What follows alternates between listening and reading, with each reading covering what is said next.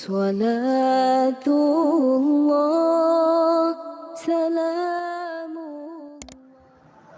بسم الله الرحمن الرحيم. السلام عليكم ورحمة الله وبركاته. Alhamdulillah wassalatu wassalamu ala Rasulillah wa ala alihi wa sahbihi wa mawalah wa la hawla wa la quwwata illa billahi wa ba'd. Kita lanjutkan kajian kita, masih membahas tafsir surah Al-Baqarah dan kita masuk pada ayat ke 102. A'udzu billahi minasyaitonir rajim. Bismillahirrahmanirrahim. Wattaba'u ma tatlu syayatinu ala mulki Sulaiman wa ma kafara Sulaimanu walakinna syayatina kafaru yu'allimuna an-nasa as-sihra wa ma unzila 'alal malakaini bi Babila Harut wa Marut wa ma yu'allimani min ahadin hatta yaqula innama nahnu fitnatun fala takfur fayata'allamuna minhuma ma yufarriquna bihi bainal mar'i wa zawjihi wa ma hum bidarrina bihi min ahadin illa biidznillah wa yata'allamuna ma yadurruhum wa la yanfa'uhum wa laqad 'alimu laman ishtarahu ma lahu fil akhirati min khalaq wa la bi'sa ma syarau bihi anfusahum law kanu ya'lam.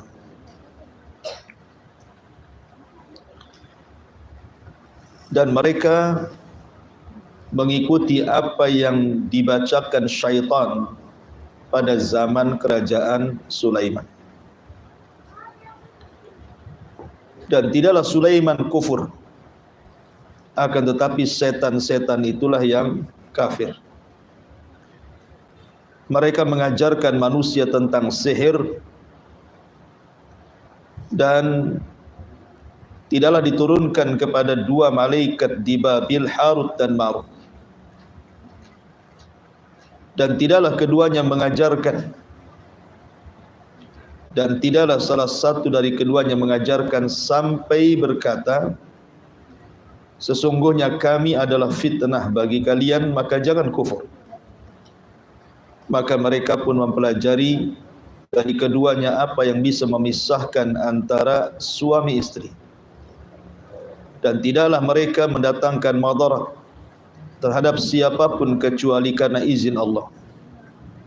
Dan mereka sedang mempelajari apa yang memadaratkan mereka dan tidak mendatangkan manfaat bagi mereka, dan sungguh mereka mengetahui barang siapa yang menjual hartanya dengan sihir, di akhirat dia tidak mendapatkan sedikit pun bagian. Dan sungguh buruk apa yang mereka jual belikan terhadap diri mereka, laukanu ya'lamun, kalau seandainya mereka paham dan mengetahui tentang hakikat sihir. Taib. Ayat ini bicara tentang sejarah sihir. Ada dua sebab nuzul kenapa ayat ini turun.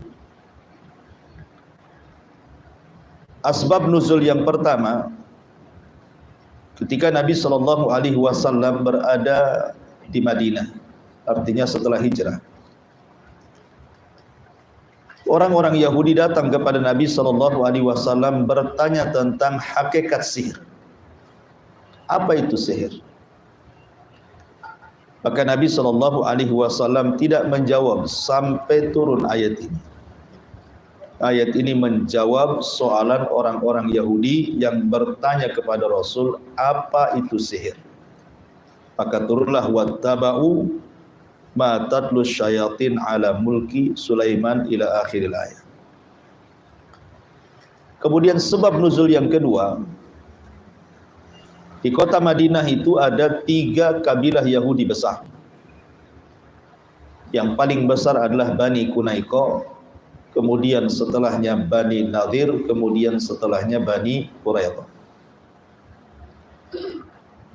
Ketika 3 Yahudi ini mendengar bahwa di Mekah muncul seorang Nabi yang diwahyukan kepada Nabi tersebut, kemudian mereka mendengar tentang pandangan Nabi SAW yang ada di Mekah soal kenabian Sulaiman ibn Daud, maka orang-orang Yahudi marah dan mengatakan bahwa Sulaiman itu bukan Nabi, tapi Sulaiman itu adalah tukang sihir. Kenapa kemudian orang Yahudi menuduh Sulaiman itu tukang sihir? Karena tidak mungkin seseorang mampu menundukkan awan, menundukkan bangsa jin, bisa bicara dengan semut, kemudian juga bisa mengerahkan tentara jin dan menundukkan jin, kecuali orang-orang yang punya sihir.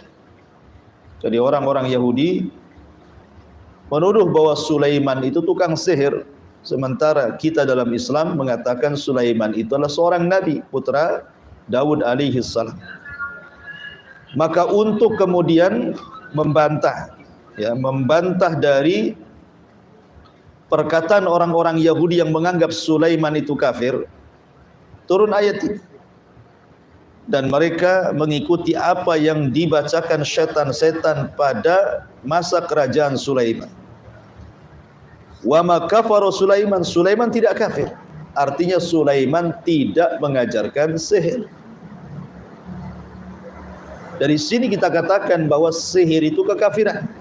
Karena Allah membahasakan wa ma kafara Sulaiman. Sulaiman tidak kafir, artinya Sulaiman tidak mengajarkan sihir yang kemudian menjadi kafir. Tetapi setan-setan itulah yang kafir, yang mengajarkan manusia terhadap sihir itu.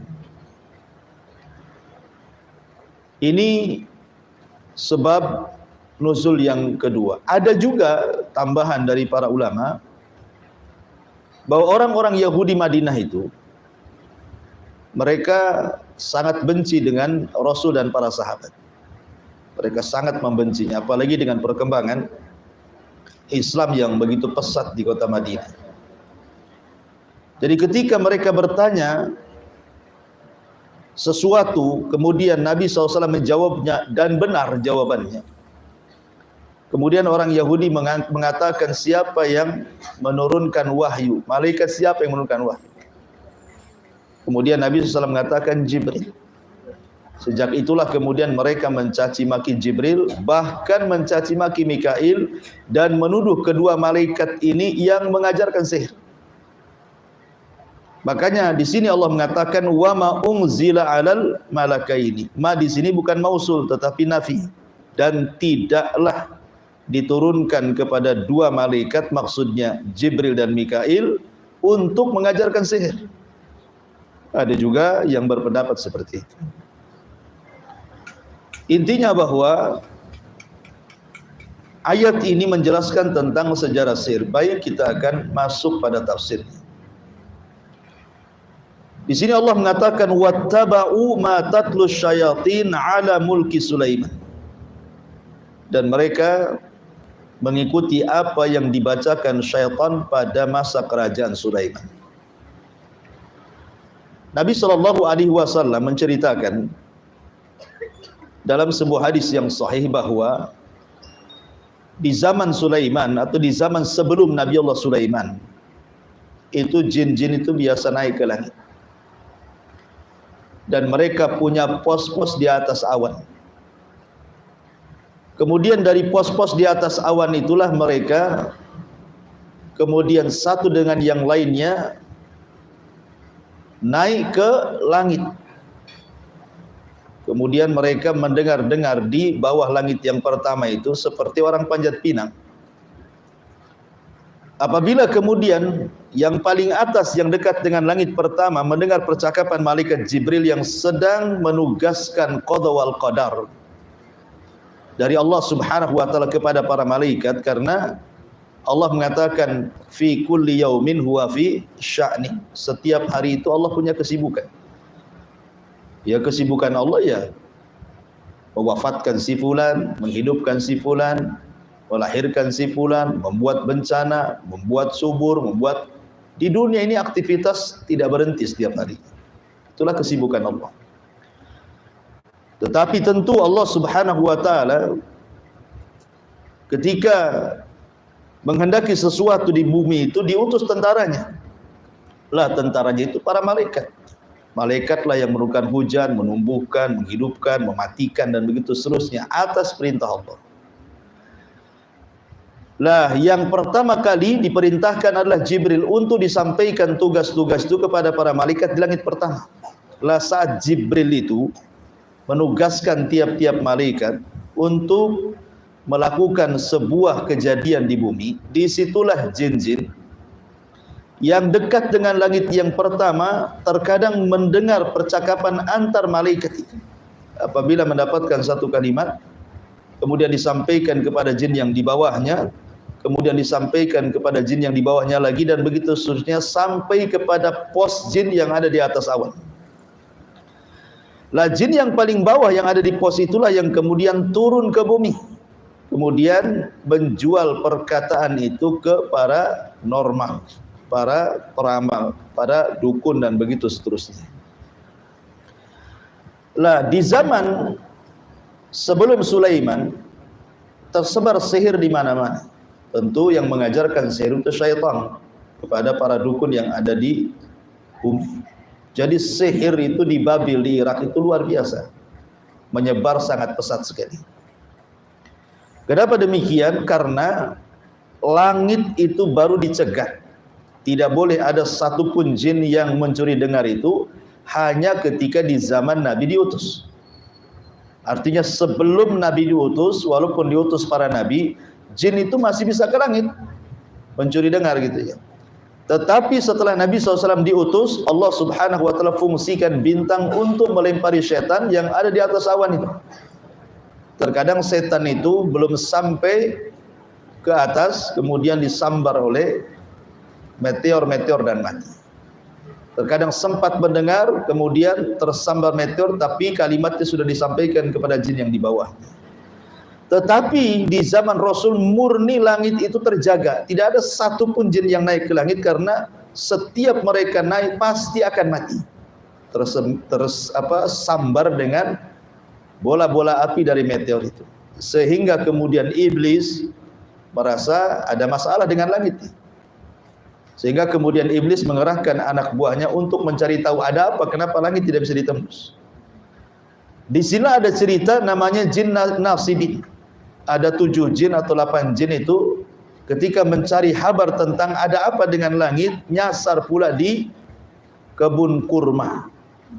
Ketika itu Rasulullah SAW baru pulang dari Taif dan ditolak dakwanya, diusir dari Taif, kemudian singgah di Wadi Nakhlah, lembah kurma, lembah pohon kurma miliknya Utbah dan Syaibah dan Utbah, keduanya putra Mughirah. Jadi Nabi SAW sholat subuh di situ. Kemudian jin-jin ini mendengarkan bacaan Al-Quran dan beriman. Sehingga Allah Subhanahu wa ta'ala gambarkan dalam surah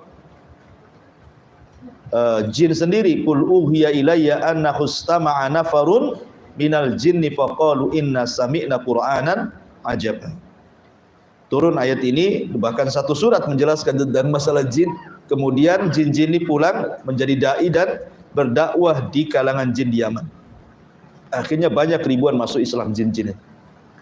Yang ini saya ceritakan bahwa di zaman Nabi Sulaiman langit itu tidak dijaga. Jadi masih bisa jin-jin naik, sehingga perdukunan dunia, perdukunan sihir dan yang semacamnya itu menyebar di Irak, di Babil. Lah rusak-rusaknya Babil Irak ini dengan dunia perdukunan, diutuslah kepada mereka Nabi Sulaiman untuk memberantas kesyirikan. Karena tugas para nabi yang pertama kali adalah mengajak manusia untuk bertauhid. Sebagaimana di zaman Nabi Nuh alaihi salatu wasallam diutus kepada kaum yang menyekutukan Allah, menyembah patung Wad, Yaghus, Ya'uq, Nasar gitu ya, tersebar kesyirikan di zaman Nabi Nuh, diutus kepada mereka Nuh. Tetapi di zaman Nabi Sulaiman berbeda pula gitu. Jadi yang tersebar itu justru kesyirikan dalam bab sihir. Jadi banyak dukun-dukun, banyak orang datang ke dukun, percaya tangkal, percaya sihir, semuanya ada di zaman Babil Irak ini. Makanya diutus kepada mereka Nabi Sulaiman untuk memberantas dunia sihir ini. Dalam riwayat Abdullah ibn Abbas radhiyallahu anhuma, ya, bahwa Nabi Allah Sulaiman itu punya sekretaris namanya Asif ibn Barkhiyah. Asif ibn Barkhiyah, tukang catatnya Sulaiman. Lah Nabi Allah Sulaiman mengutus Asif ibn Barkhiyah ini untuk mencari tukang-tukang sihir.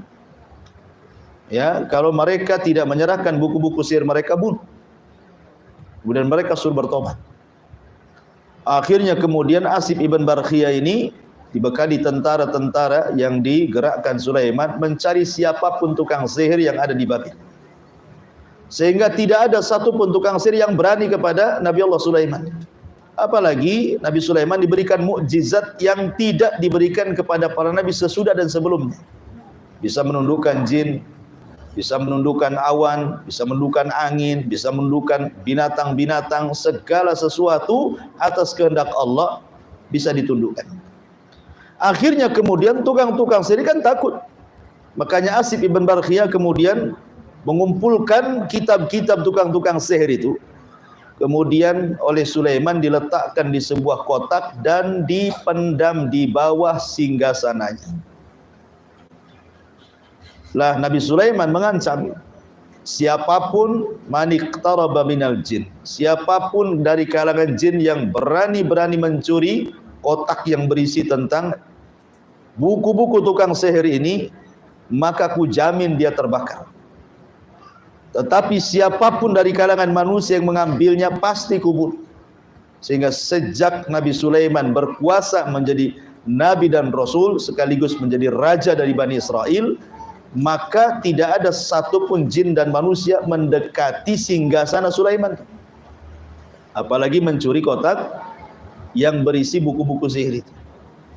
Sejak itulah maka tidak ada lagi sihir, tidak ada lagi dunia perdukunan. Nabi Sulaiman berhasil memberantas seluruh dunia perdukunan, dunia sihir, dunia bomo dan yang semacamnya. Bersihlah bumi dari kesyirikan sihir itu. Lah setelah Allah Subhanahu wa taala takdirkan Nabi Allah Sulaiman meninggal dunia di atas kursi singgasananya. Bahkan saat meninggal dunia jin tidak tahu. Karena jin itu tidak tahu yang gaib kan gitu.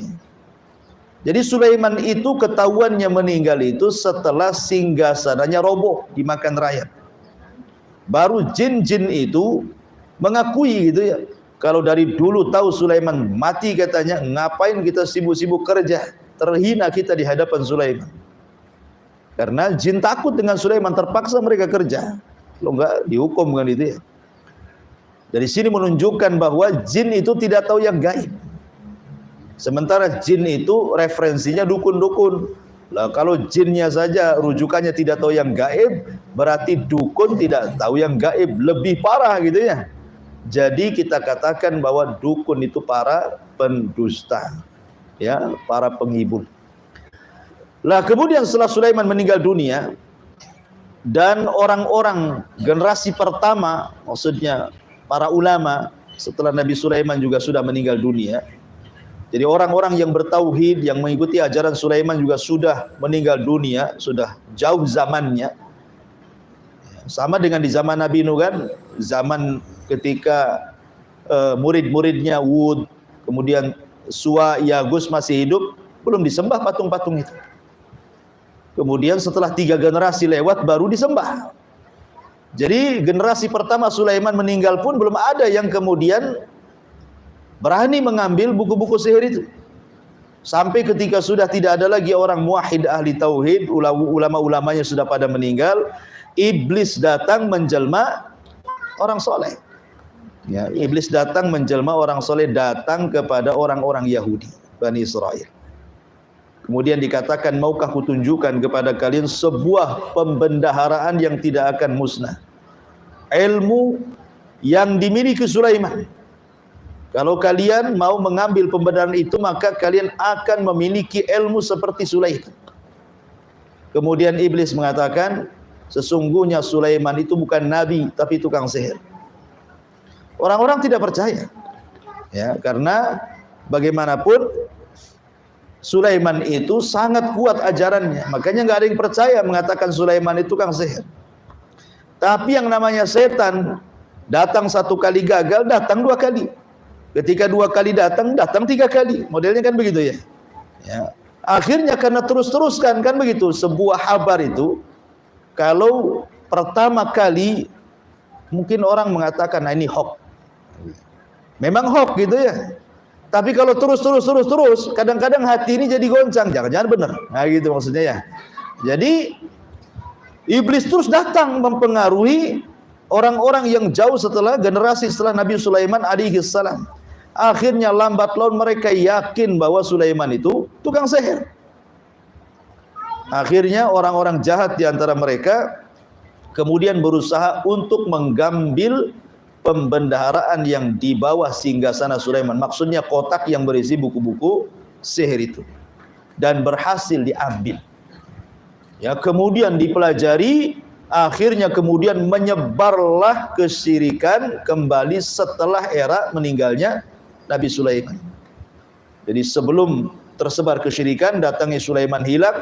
Setelah wafatnya Sulaiman tersebar lagi. Ya. Lah akhirnya Allah Subhanahu wa taala mengutus malaikat yang namanya Harut dan Marut untuk membedakan antara wahyu dengan sihir.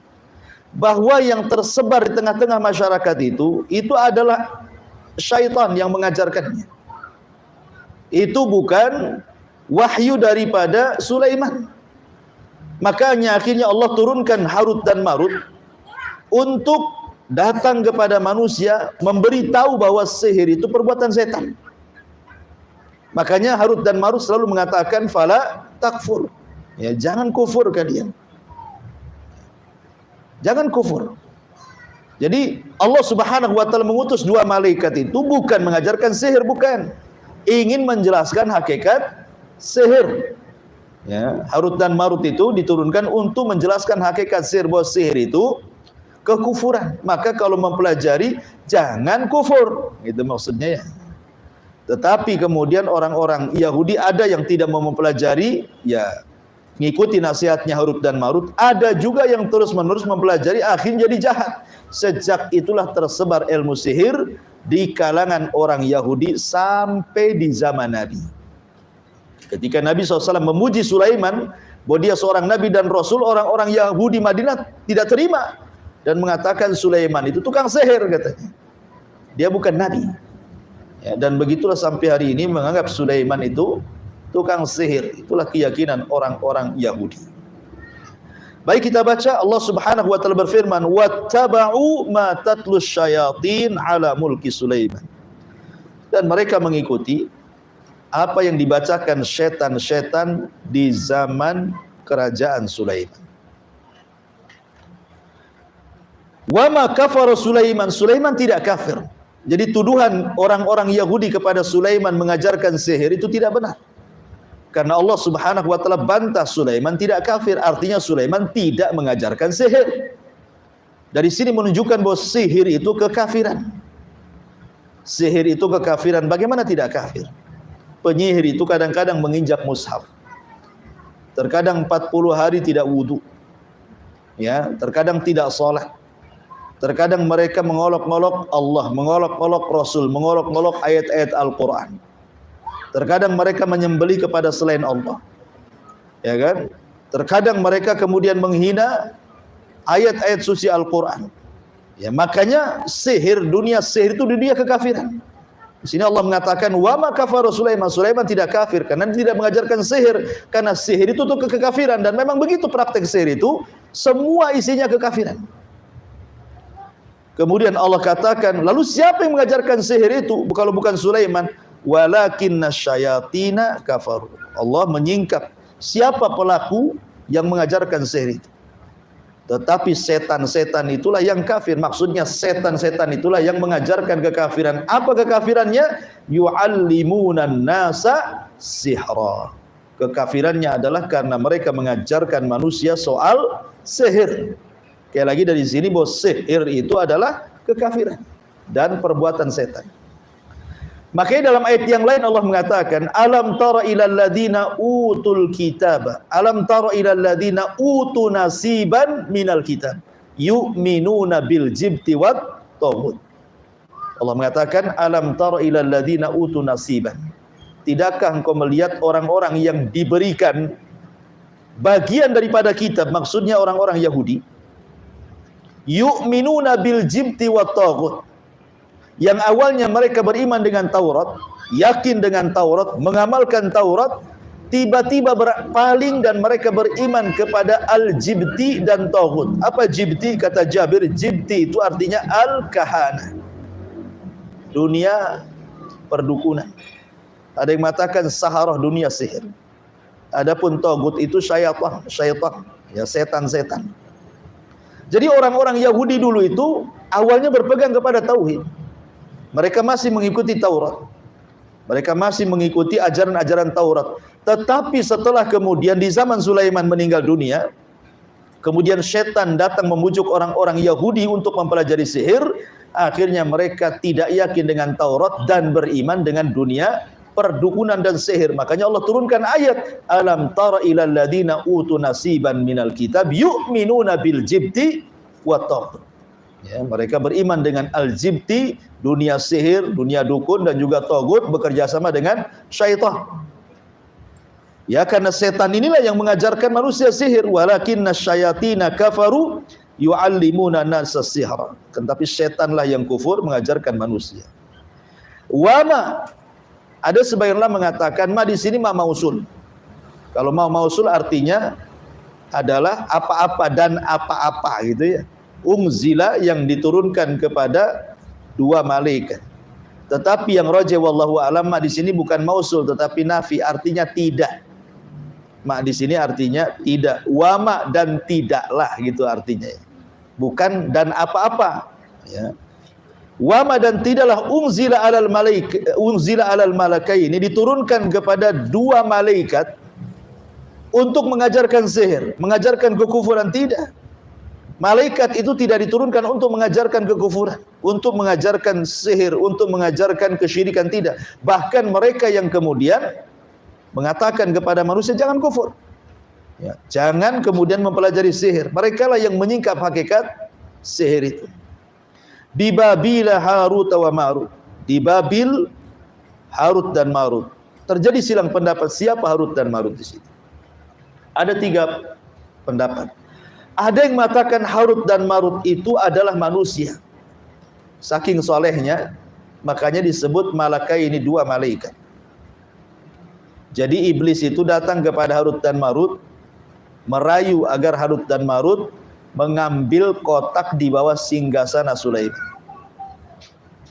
Kemudian Harut dan Marut pun mengikuti kemauan iblis, diambilnya kotak di bawah singgasana Sulaiman karena kata iblis itu adalah ilmu yang dimiliki Sulaiman.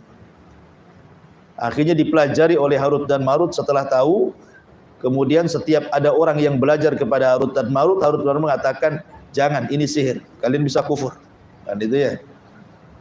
Tetapi ada juga yang maksa kemudian belajar kepada Harut dan Marut tentang sihir. Ini satu pendapat bahwa Harut dan Marut itu adalah manusia.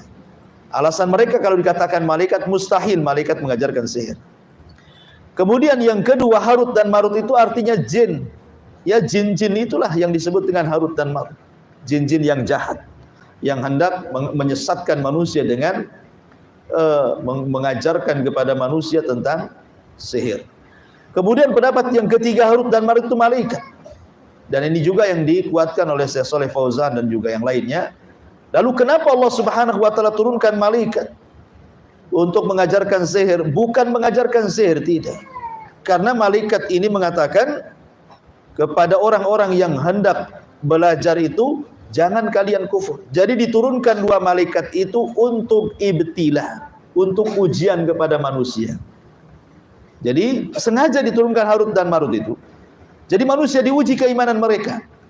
Ya, mereka mau bertahan dengan ajaran Taurat, ataukah mereka mau berpaling dari Taurat menjadi ajaran kesyirikan dengan mempelajari sihir kepada Harut dan Marut. Jadi Harut dan Marut diturunkan itu hanya untuk ujian, bukan untuk mengajarkan sihir, tidak, hanya untuk ujian manusia gitu ya. Apakah mereka tetap di atas tauhid ataukah mereka bergoyang tauhidnya?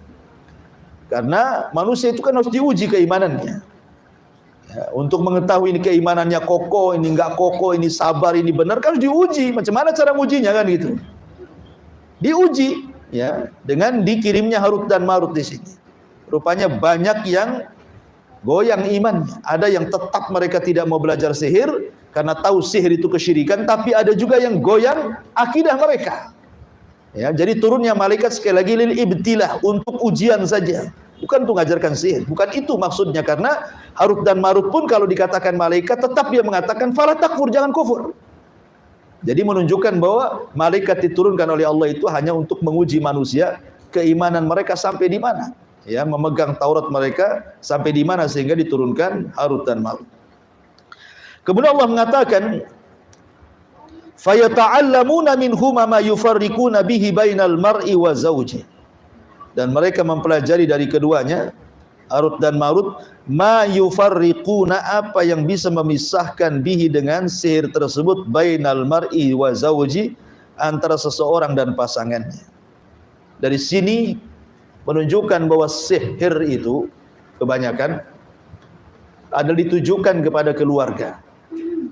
Dari sini juga sihir yang ditujukan kepada sebuah keluarga itu terbagi menjadi dua. Ada namanya sihrut tafriq, ya, sihir untuk memisahkan suami istri gitu ya.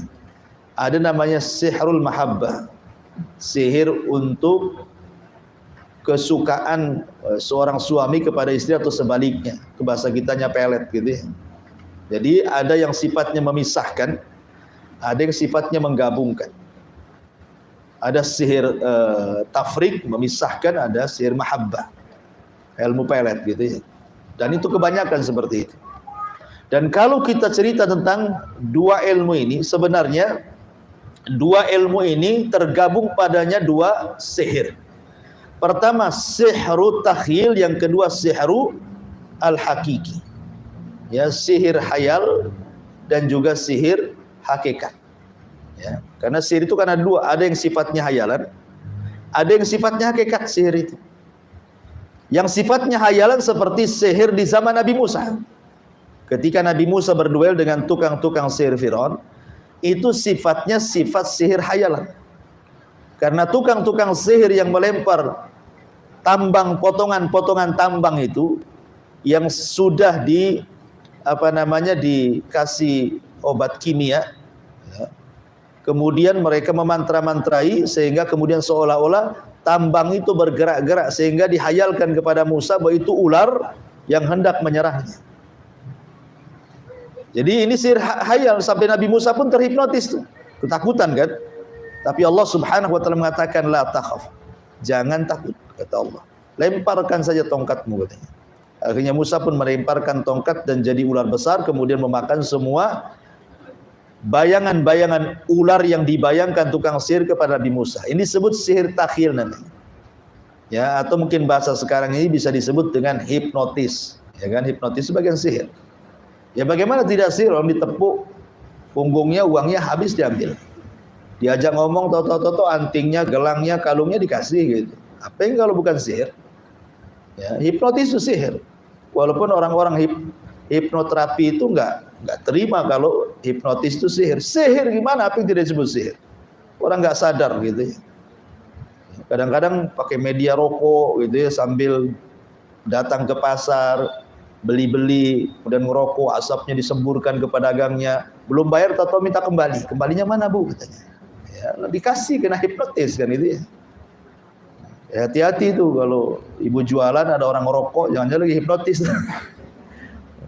Jadi ma'asyiral muslimat yang dimuliakan Allah Azza wa Jalla, intinya bahwa sihir tahyil seperti itu, ataupun sihir tahyil itu umpamanya ada warung, datang ke dukun, dikasih semacam raja gitu ya, cimat, kemudian diletakkan Karena ingin nyihir warung sebelahnya kok ramai sekali, akhirnya disembunyikan di warung sebelah.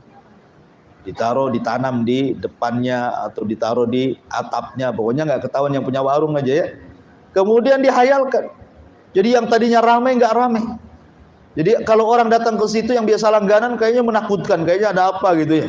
Sudah dibayangkan, nggak jadi akhirnya ke sebelahnya. Itu dihayalkan, itu namanya sihir takhil gitu ya. Menghayalkan akhirnya memindahkan pelanggan ke yang lain gitu. Atau juga dalam suami istri. Jadi istri itu dihayalkan suami itu kayak setan gitu ya. Tengok suami itu pokoknya kayak setan aja, kayak iblis gitu ya. Nggak mau dia. Ya. Atau sebaliknya gitu juga gitu ya. Jadi itu padahal itu bagian daripada sihir takhil.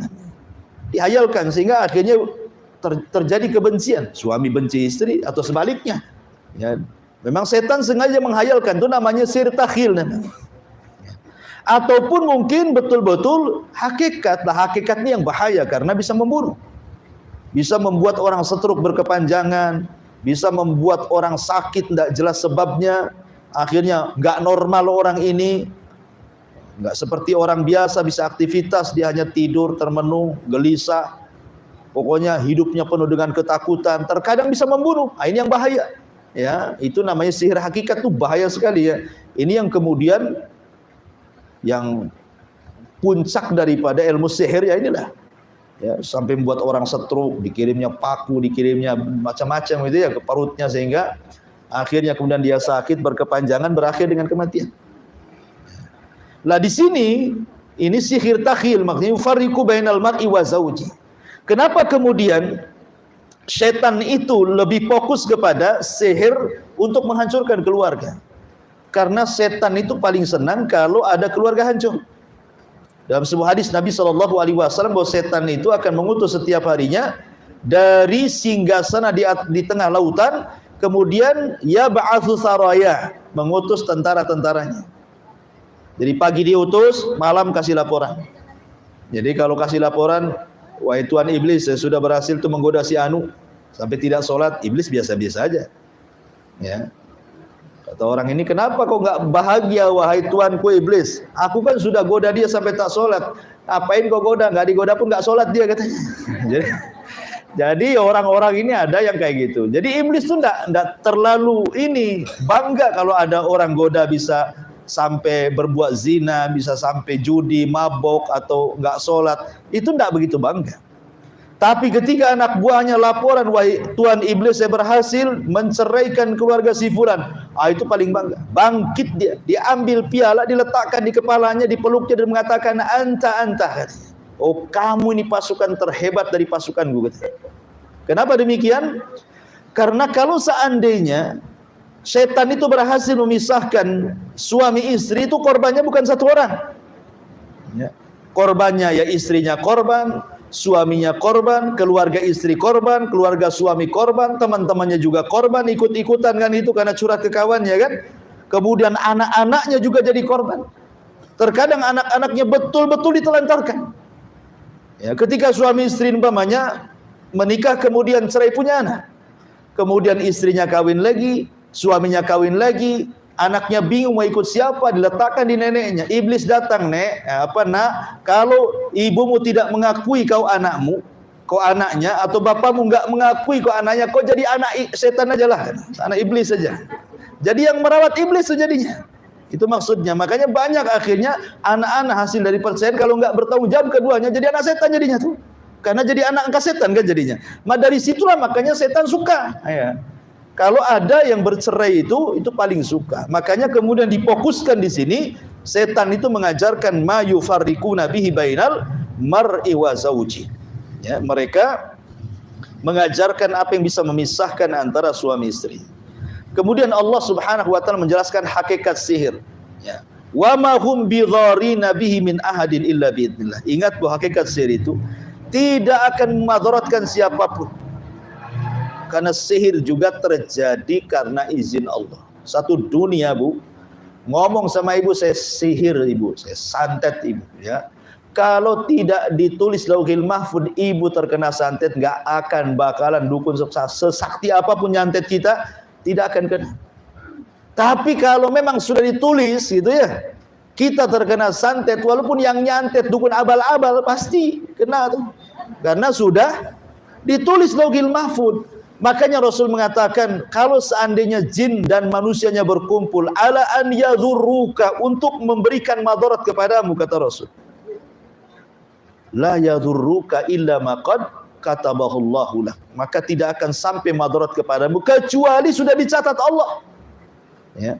Jadi nggak perlu takut, nggak perlu khawatir bahwa orang itu kalau ada yang ngancam, tetangga ngancam, oh macam-macam sihir saja. Ya, tinggal tawakal Allah, la haula wala quwata illa billah. Kalau bukan karena izin Allah tidak mungkin terjadi. Tapi jangan sombong pula. Sihirlah kalau kau mampu buat itu. Nanti sombong pula masuk jin yang kena sihir, betul lah kan gitu. Maksudnya di sini bahwa kita harus yakin bahwa sihir tidak mungkin terjadi kecuali karena izin. Sekali lagi karena izin. Ya, orang yang beriman tidak takut sihir. Karena tidak mungkin terjadi kecuali karena izin Allah Subhanahu wa taala. Kemudian juga Allah menjelaskan hakikat sihir itu, wa yata'allamuna ma yadurruhum wa la yanfa'uhum. Bahwa sihir itu lebih banyak madarat dibandingkan manfaat. Jadi mempelajari sihir itu sama dengan mempelajari yang banyak mendatangkan madarat bagi dia dan orang yang datang ke dia dan orang yang disihir oleh dia, wa la yanfa'uhum, dan juga tidak mendatangkan manfaat sama sekali. Karena sihir itu kesyirikan. Ya, tidak ada manfaat mempelajari itu. Justru terkadang memadaratkan bagi dia, keluarganya. Betapa banyak dukun-dukun itu kemudian menumbalkan keluarganya. Ya, anaknya jadi mati gitu ya. Kemudian istrinya juga jadi mati atau sebaliknya. Jadi intinya bahwa ilmu sihir itu tidak ada manfaatnya sama sekali, yang ada banyak madaratnya. Kemudian Allah menjelaskan tentang akibat, ya. Walaqad alimu laman ishtarahu ma lahu fil akhirati min khalaq. Dan sungguh mereka mengetahui, barang siapa yang menjual hartanya demi mempelajari sihir, mempelajari kesyirikan, ya, malahu, tidaklah bagi dia, fil akhirati, di akhirat, min khalaq, dari bagian, tidak ada dapat bagian. Orang yang memperjualbelikan akidah mereka dengan sihir, karena jin-jin itu ketika datang kepada manusia, kemudian menawarkan dunia sihir, dunia perdukunan, jin itu tidak mungkin free, gratis kan itu mau mengajarkan sihir itu atau menolong tentang sihir itu, kecuali setelah terjadi kekufuran dulu. Mungkin disuruh nginjak mushaf, ngencingi mushaf, berakin mushaf gitu ya, menghinakan mushaf, atau menulis mushaf dengan darah haid, dengan benda-benda najis, atau suruh mencaci maki Allah, nabinya, pasti suruh kufur dulu tuh. Ya. Lah orang yang seperti ini ya jelas nggak akan dapat bagian di akhirat. Karena Al-Quran dihinakan, Allah dihinakan, Rasul dihinakan. Walaqad alimu laman ishtara. Maka mereka mengetahui sungguh orang yang memperjualbelikan akidah mereka dengan sihir, malahu, bagi dia, tidaklah bagi dia fil akhirat, tidak akhirat, min khalaq, akan dapat bagian sedikit pun dari jannah, dari sorga.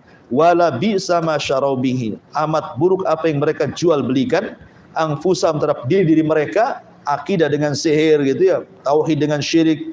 Laukanu ya'lamun, kalau mereka tahu akibat daripada sihir itu sendiri. Baik, masyarul muslimat yang dimuliakan Allah Azza wa Jalla, dari ayat ini kita tahu bahwa sejarah sihir itu tersebar di zaman memang sebelum zaman Nabi Sulaiman, tepatnya di sebuah negeri di Babilonia, di mana? Di Irak. Ada yang mengatakan bahwa yang pertama mempelajari sihir itu adalah Namrud. Ya, dalam kisah Israiliyat, tapi ya tidak ada dalam Quran Sunnah, tidak ada. Kalau Quran Sunnah yang menjelaskan tentang masalah ini saja, Harut dan Marut, dan kita tetap mengacu kepada Quran. Tapi ada juga sebagai wawasan bahwa dari keterangan Taurat ataupun keterangan kisah Israiliyat itu bahwa yang pertama kali mempelajari sihir adalah Namrud. Jadi Namrud itu ketika sedang mandi bersama dayang-dayangnya, datang iblis dalam bentuk pak tua yang bungkuk membawa tongkat. Kemudian mengatakan, ya Namrud, ya maukah kau menjadi penguasa dunia, ya lebih hebat dibandingkan bapakmu? Kata Namrud, ya Namrud waktu itu belum yakin gitu. Lalu apa syaratnya? Syaratnya kau bunuh bapakku. Nanti setelah itu ku ajarkan ilmu yang tidak pernah diajarkan kepada manusia untuk melanggengkan kekuasaan. Akhirnya kemudian Namrud marah sama kakek ini, disangka guyonan, akhirnya mau dibunuh, ya dibunuh kakek ini. Habis itu dibunuh semua dayang-dayang perempuan-perempuan di ruangan itu. Kemudian dengan marahnya dia masuk ke ruangan. Rupanya ada kakek itu lagi hidup lagi. Ya. Kemudian dia mengatakan, kau tidak bisa membunuhku. Dari situ Namrud yakin, bahwa ini bukan janji-janji hoak gitu ya. Akhirnya kemudian dibunuh bapaknya sama Namrud. Kemudian dibunuh bapaknya, dia datang ke sebuah tempat yang dijanjikan oleh iblis, itu diajarkan sihir. Disitulah maka kenapa kekuasaan Namrud langgeng, karena dia adalah penyihir. Makanya dia ngaku Tuhan. Ya, dengan dibantu oleh syaitan dan dia bisa sihir, kemudian dia ngaku Tuhan. Lah diutus kepada Namrud Nabi Ibrahim. Makanya Ibrahim juga diberikan mukjizat yang jauh lebih hebat dibandingkan sihirnya Namrud. Dibakar enggak apa-apa kan itu ya. Sampai Namrud kecewa sama iblisnya. Loh kenapa ada orang lebih sakti dari saya katanya. Ya. Maka kemudian iblis merayu-rayu Namrud, itu sihir aja, itu sihir biasa itu tingkat anak-anak itu katanya. Enggak usah ciut kamu kan. Jadi intinya ini kisah Israeliat lah, enggak benar ya. Cuman memang tersebar kalau ibu baca di Google Map gitu ya. Biasanya kan kalau klik itu kan Mukidi itu siapa tuh yang di Google tuh. Kan ngasih tahu nanti kan di Google kan segala sesuatu ada di Google itu. Klik apa saja keluar semuanya. Terkadang yang benar ya ada, yang enggak benar ada, yang hoax ada, ya macam-macam. Makanya harus dikasih tahu bahwa kalau ada kisah awal yang pertama kali mempelajari Sayyid Namrud kemudian dikisahkan tentang Israelit ini enggak benar gitu ya. Ini hanya versi Israeliat.